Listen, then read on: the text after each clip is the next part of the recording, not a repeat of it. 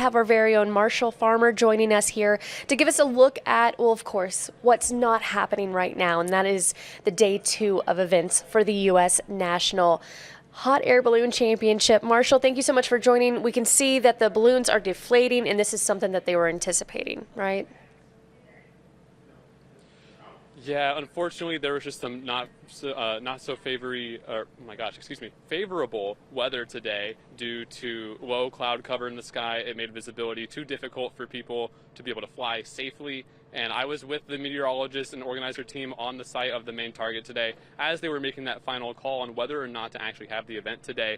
Now, they had to do a weather hold this morning, similar to yesterday, where they had to delay the decision of when they were going to fly or not until 6:30. Normally they would know at around 5:30, 5:45, but the weather's just been a little tricky this week. So it's been unfortunate to see, all these pilots coming out. There's several dozen of them coming out, and unfortunately they're not able to fly today. But they have some more chances to fly again tomorrow all the way through Sunday, each morning at around 6:30.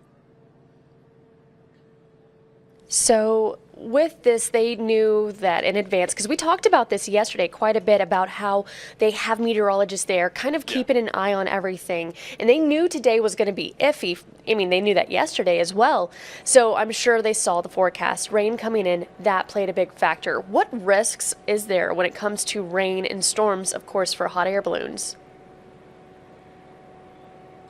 So the issue with rain and winds for air balloons is, I was talking with the director of the event yesterday, and he was saying, hot air balloons, they don't have steering wheels. You can't navigate through winds easily. You have to you're at the mercy of the winds to be pushed through and be on course. So obviously, strong winds could cause problems. It's not too windy today in particular. It was just that low cloud cover, but the wind later in the week could cause some problems.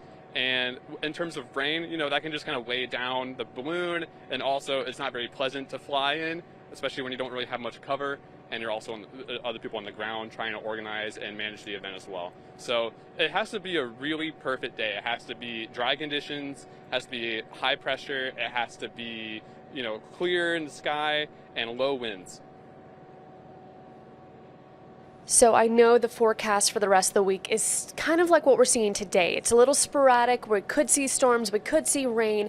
What is the game plan if tomorrow's also a washout?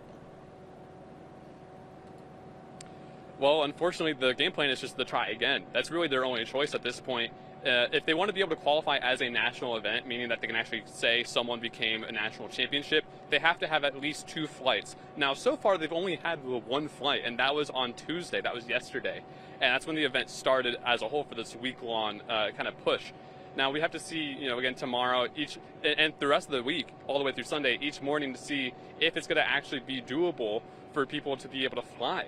It's just like I was talking with the director earlier, that it involves just kind of day-to-day continuous checking. As you get closer to the day of the flight, better information about the weather. So they can't really predict it too much. All they can really do is kind of work around it and work with it. But of course, safety is the most important thing that they have to navigate, because of course they don't want anyone to get hurt or there to be any other kind of accident or injuries. So that's the very first priority, even if that means they unfortunately can't get any flights. We were talking about this, you and I, yesterday when you joined me here on the desk, about how it's been many, many years since the entire event itself had to be canceled due to weather. What year was that, to be exact? So that was in 2007. So that was almost 20 years ago. I think that's 18 years ago, if my math's right.